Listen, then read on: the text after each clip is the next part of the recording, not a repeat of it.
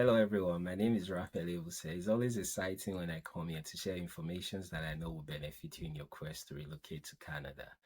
Uh, in my YouTube channel, I basically talk about everything that I know will help you to migrate to Canada. I share breaking news, I share updates, I share informations, any information that I know will benefit you in your quest to relocate to Canada. Those that are already in Canada, I also share information on how they can settle. What I mean by that, how they can get their permanent residence and all of that.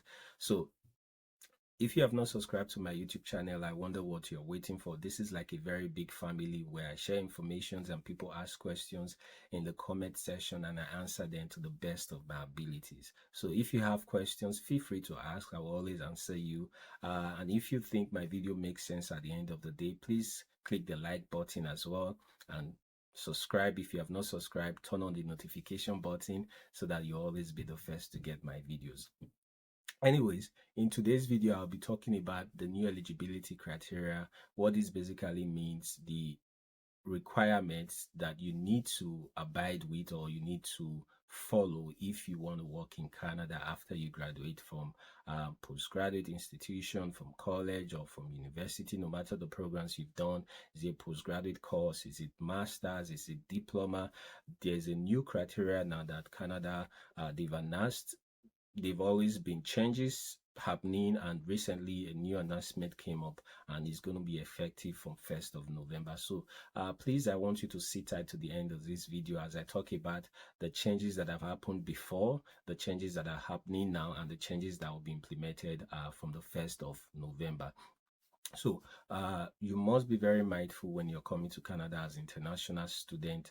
And if you're already in Canada as international student, you have to prepare and start to do what you need to do if you intend to stay in Canada. So that you get your permanent residence, so that you can get a job. But if you intend to come to Canada as international student, maybe later this year or next year, you have to be well informed that things are not the same way the way it used to be before, where you can just apply to any school and before you know you're in Canada. Things have changed.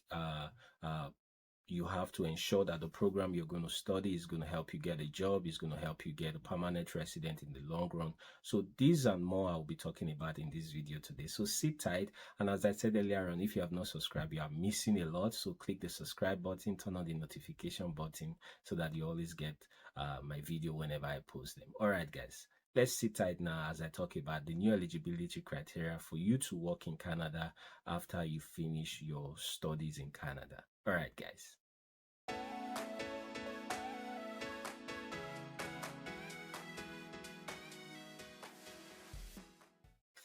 Hello, guys. It's good to be back again. As I said earlier on, a lot of changes have been happening since this year, and it's because of the challenges that Canada are facing. The first change that happened this year was that the admission quota was reduced by about 50%, and province took charge of the number of people they want in their provinces. So, and they started to offer what we call per provincial attestation letter. So it's not just like before where you just apply to any schools. Now, each schools have their quota. They have the number of students they will take yearly, and those numbers of students are being determined by the province, and that's why province now issue what we call provincial attestation letter. All right. And another thing is that for you to be eligible for postgraduate, you must ensure that you are studying a designated learning institution. So in this video, I'll put the website or the link, the Canada link, in the description below for you to see institutions that are designated in different provinces. You cannot just apply to any school, to any private school. You must ensure the schools are designated learning institution, or what I mean by that, they are recognized officially by Canada as an institution to train or as an institution for students to come in and learn. So this is what we call designated learning institution. So that's the first thing you must take note. That is well known now in Canada. I think since the beginning of the year or since last year, everybody know that. Not just since last year, for many years, except you've not been taking very important note of what has been happening. So the first thing is to ensure that you're studying a DLI institution. As I was saying, because of there's so many challenges happening in Canada, the housing challenges, depletion of resources. Canada deemed it fit that one of the major reasons was the increase in population, which came up from or stem up from the fact that they were allowing a lot of international students. So that's why they said, okay, they were going to cut the admission level and reduce it by half. And it's not going to stop there. Unfortunately, it's not going to stop there. We've even heard some background information that even next year they're going to still reduce it by 10% or even 15%. Sometimes it just makes me to wonder if Canada is indirectly saying that they don't want international students anymore.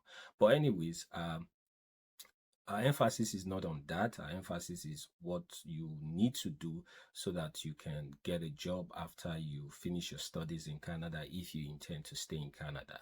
So the first thing you need to know is that, as I said earlier on, you must ensure that you meet the postgraduate eligibility criteria. The first, as I said, you need to ensure your program is recognized, one, and the school is also recognized a DLI, what I mean, designated learning institution. I keep emphasizing it because that's the first and most important thing.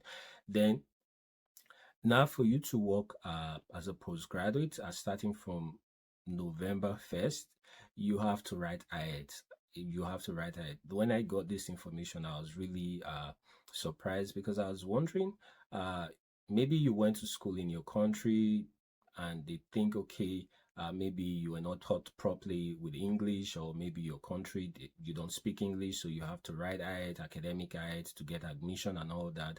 And you came to Canada as a student, and now you've studied in Canada.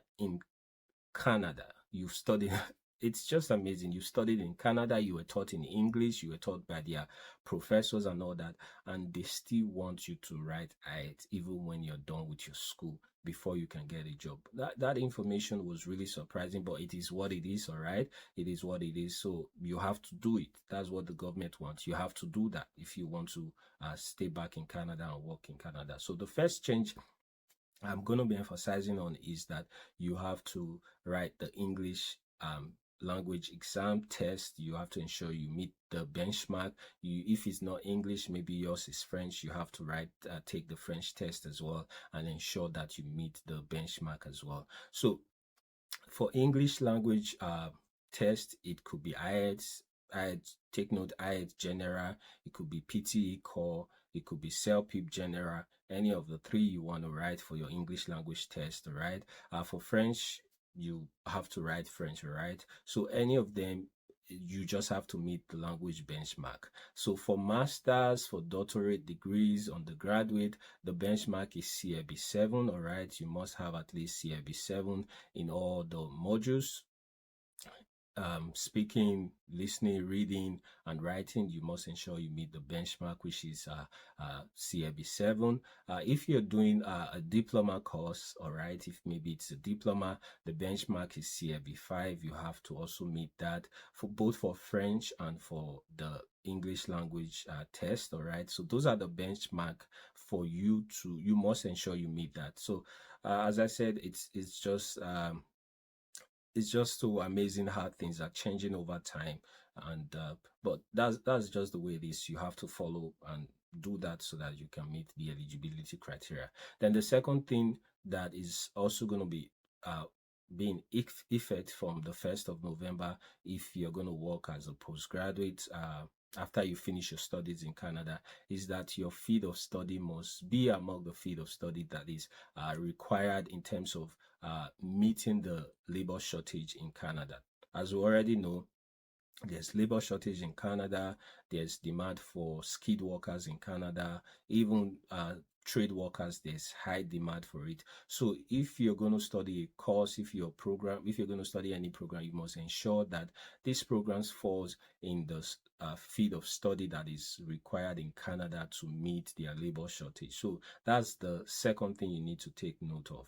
And the field of study here includes healthcare, tech workers.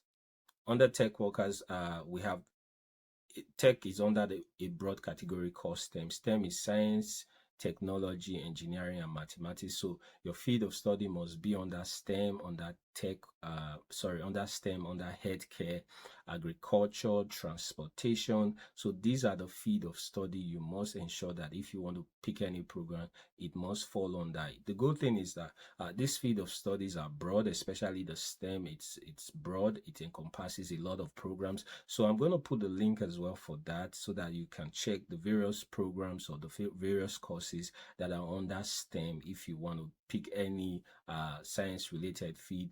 Or I also put the link for field under the healthcare. Healthcare is a bit definite and it's very simple for people to understand, for people to pick whatever course they want to study. But STEM is very broad, so I'm going to put the link for all of them. Agriculture is also very broad as well. Transportation is not that broad, but I'm going to put all the links for the field of study so that you go through it. It's going to be in my description below, so that you go through it and ensure that whatever program you're going to choose, you must ensure it falls under this field of study, so that you can work in Canada after you graduate. So it's very important. Take note, I've said two things. You need to meet the language eligibility criteria. Now you have to meet the field of study. Recently, I was discussing this with a friend, and we're just talking about that it's not enough to just ensure that the school you're going to is designated. Now you have to ensure that the program you're going to study is also designated. So it's just amazing. All right, it's just amazing. Canada is just changing things here and there, and it's just amazing how things are going. So guys, take note of that. And the other eligibility criteria for postgraduate that have been there are also there. You have to take note. Let me just run through them. For you to be eligible for postgraduate, you must ensure there are things you have to look at. The duration of your passport. They are not going to give you the postgraduate length, postgraduate work permit that is going to be longer than the duration of your passport. So you must ensure that your passport is renewed before you come to Canada. All right, then, or even if you're already in Canada, when your passport expires, if you're applying for postgraduate, you must ensure that you renew your passport. All right, then. So those are the criteria. It's just, as I said, it's just a brief video. All right. So guys, most of the links will be in my description. Just go through the links so that you get all the information you need. All right, so that's the breaking news. All right, for those that want to come to Canada to study, those that are in Canada already studying, those are the things you need to put into cognizance so that you can get your postgraduate work permit after your studies in Canada. All right guys, as you can see, my videos are always straight to the point. I try as much as possible not to just come here and waste your time and give you information that are not relevant. So please subscribe to my YouTube channel if you have not, and turn on the notification button so that you'll always be the first to get my video. All right guys, see you in my next video, and bye for now.